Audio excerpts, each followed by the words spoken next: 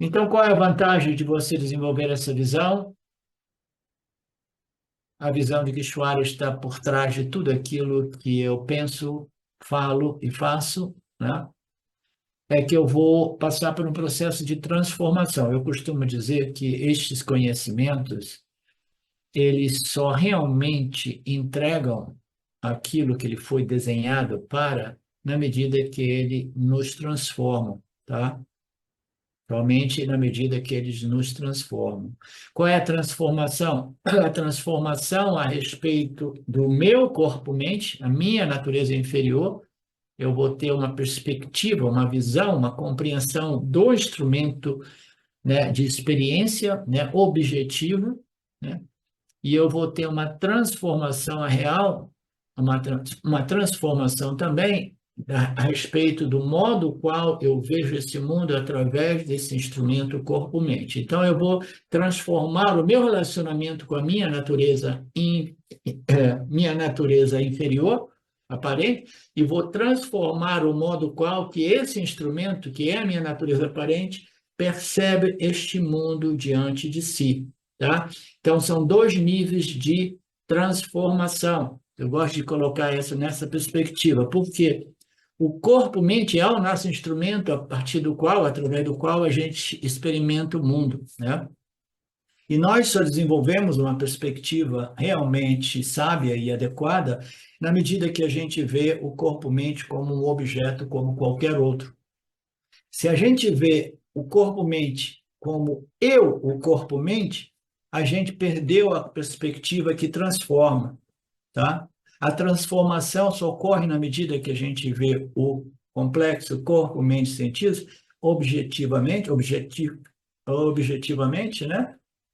E através desta objetivação, você vê o mundo também objetivamente. A gente não tem problema de ver o mundo objetivamente, muito embora a gente esteja sempre projetando a nossa subjetividade, as nossas noções, isso, principalmente num dia de hoje, que está todo mundo sendo doutrinado pela educação e pela informação, as narrativas da mídia, etc. Então, o que a gente vê no mundo, né, é parte daquilo que é o controle da mente humana, né, a doutrinação, etc. Mas deixando esse assunto de lado, a gente quer transformar o modo qual eu me relaciono com o meu corpo-mente e fazendo isso, eu vou ter uma visão objetiva desse instrumento e eu vou perceber o mundo de uma outra perspectiva, porque eu não estou percebendo o mundo da perspectiva eu, o corpo, mente, sentidos, tá? Se eu percebo o mundo através da perspectiva eu, o corpo, mente, sentidos, eu estou simplesmente vendo o mundo através do filtro que é a minha programação, a programação do corpo, mente, sentidos, né? Então, nós precisamos desenvolver uma objetividade do corpo-mente, né? Porque somente então eu posso, né, do ponto de vista de eu, a consciência, objetivar o corpo-mente e o corpo-mente, consequentemente, objetiva o mundo. E dessa perspectiva, eu, a consciência, eu sou um fenômeno mais parecido como um princípio de testemunha, entendeu? Sem muito envolvimento, uma testemunha com muito mais satvaguna, com muito, porque não está identificado com o instrumento, ele está simplesmente, né, identificado com esta luz da consciência que está objetivando o instrumento que, por sua vez, objetiva o mundo. Esta compreensão do Bhagavad Gita irá permitir essa transformação da perspectiva minha a respeito ao meu instrumento de conhecimento e a perspectiva deste instrumento de conhecimento para com o mundo. Vocês entenderam ou ficou confuso? Alguma questão?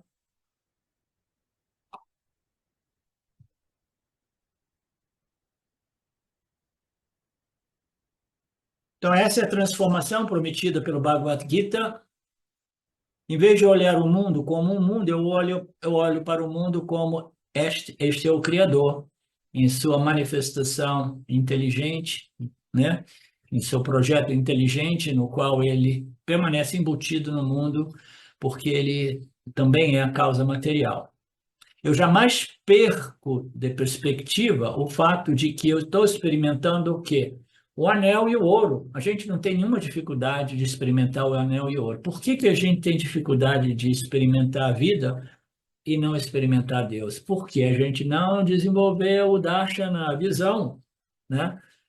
Da causa material, da causa inteligente que é embutida nessa manifestação. Toda vez que eu estou experimentando o mundo, eu estou experimentando Ishvara. Então, esta é a perspectiva que irá transformar o indivíduo, porque na medida que eu me torno, né, um devoto de Ishvara, que compreendo que tudo é Ishvara, aí meu relacionamento com Ishvara, ele se torna harmonizado com as leis do Senhor, né?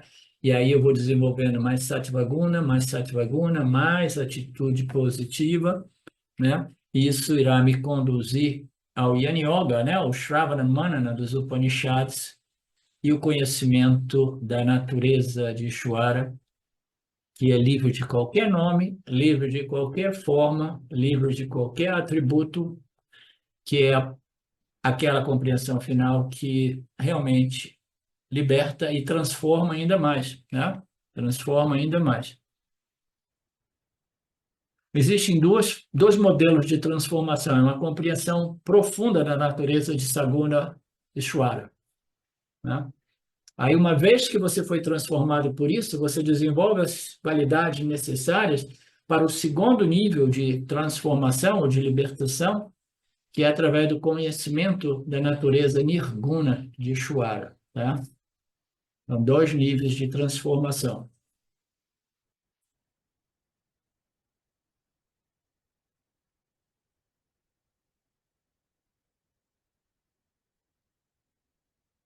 Ok, então nos Upanishads nós temos algumas analogias no Mundaka, né? A famosa analogia vedântica da aranha, que ela tem uma inteligência incrível. Até hoje, nos dias de hoje, segundo o Swami Paramarthananda, a ciência está tentando desenvolver, né? Fazer como é que se diz? Uma engenharia reversa daquele tecido produzido pela aranha. Sim, Betânia, eu posso continuar daqui a pouco. Você levantou a mão, Betânia? Levantei, professor. É bem sutil isso do Deus é a matéria, né? Que ontem eu fiquei pensando sobre isso, que o Deus, como a inteligência, a causa inteligente, ele é realmente falado em praticamente todas as religiões, né? Ah, Sim. quem você acha que criou essa árvore? Quem você acha que criou, né, essa chuva que cai agora, né? Então, isso é bem assim disseminado como Deus é essa causa inteligente. Mas eu fiquei daí pensando e falei, caramba, mas é um grande avanço mesmo, né? Pensar que essa própria árvore que está aqui na minha frente, essa chuva que está caindo, é o próprio Deus, né? A sua matéria, a matéria é o próprio Deus. Eu queria trazer isso, porque parece sutil, mas faz toda a diferença você falar que essa árvore foi criada por Deus e essa árvore, ok, foi criada, mas é o próprio Deus, né? Sim.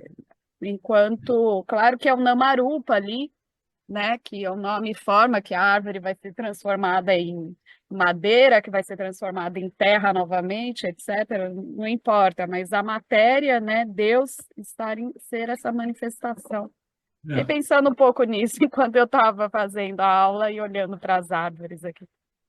Então, a gente pode compreender, a gente tem que ver quais são o propósito de determinados ensinamentos, né? O propósito desse ensinamento aqui é de simplesmente destruir, né? Ou prevenir uma fantasia, né? Uma noção equivocada de que Deus precisaria de importar matéria-prima de outros cosmos ou universos, tá? Então, nós temos que lembrar que o ensinamento real, fundamental para os, os estudantes do Vedanta mais avançados, né? É de que não existe realmente uma criação, existe uma projeção aparente, tá? Então, uma projeção aparente, ainda assim, ela precisa ser explicada para aqueles estudantes menos avançados e precisa apresentar uma lógica, né, que permita ao estudante desenvolver confiança nas escrituras, tá? Então, quando nós dizemos que o Deus é a causa inteligente, né, e ele não permanece separado da sua criação, né, a gente pode compreender isso de um modo muito simples e mais convincente ainda. Como é que você consegue manter todos esses namarupas do universo sem a sua inteligência? A inteligência de Ishvara, ela deve estar embutida, permeada, sustentando todos os namarupas, do mesmo modo que a inteligência de Ishvara está permeada, pervadindo e sustentando o corpo-mente do Jiva-Atma através da mesma inteligência que produz, né, os órgãos dos sentidos, que produz os pranas inteligentes. Então, essa causa inteligente ela está embutida e sustentando todos os namarupas físicos materiais, tá? Então, a gente vê os namarupas, a gente vê, ele foi desenhado por uma causa inteligência, ele é sustentado por essa causa inteligência, a causa inteligência está por trás dos namarupas, e aí, mas aonde que Ishvara, essa inteligência, obteve a matéria-prima? Ele obteve através do Prakriti de Maya, tá? Para aqueles que compreendem esses ensinamentos, porque ali Maya, né, ele produz, né, como é que se diz? Provede, né? Proveder?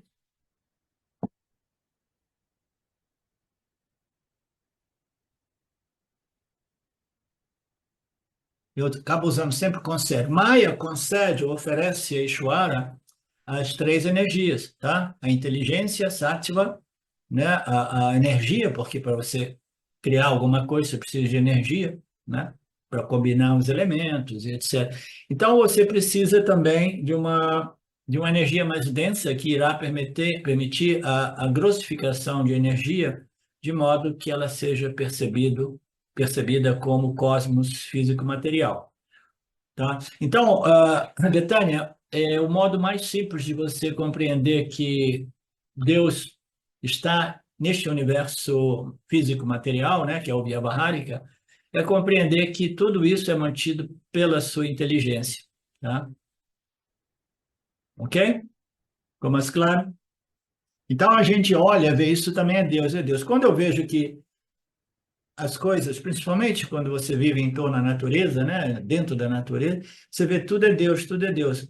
A minha tendência é de ver a inteligência que está, né, sustentando a planta, a árvore, o pintinho, a galinha, entendeu? Eu vejo sempre assim. É uma visão mais profunda e mais embasada na lógica de que tudo isso tem por trás de si a inteligência do Criador, né, sem a qual aqueles namarupas, eles são simplesmente os elementos insentientes, tá? Mas a gente quer resolver esse problema porque a gente quer compreender essa visão cósmica, desenvolver essa visão cósmica. Por quê? Porque eu cansei de depender de um local, um templo, né? um local sagrado. Tem pessoas que se movem no mundo, no planeta, ou na Índia, para ir para esses lugares sagrados, né? Para fazer peregrinação ou fazer diversas cerimônias de festivais religiosos. Então, se você desenvolve essa visão, você pode economizar muito dinheiro, você não tem que viajar para esses locais, né?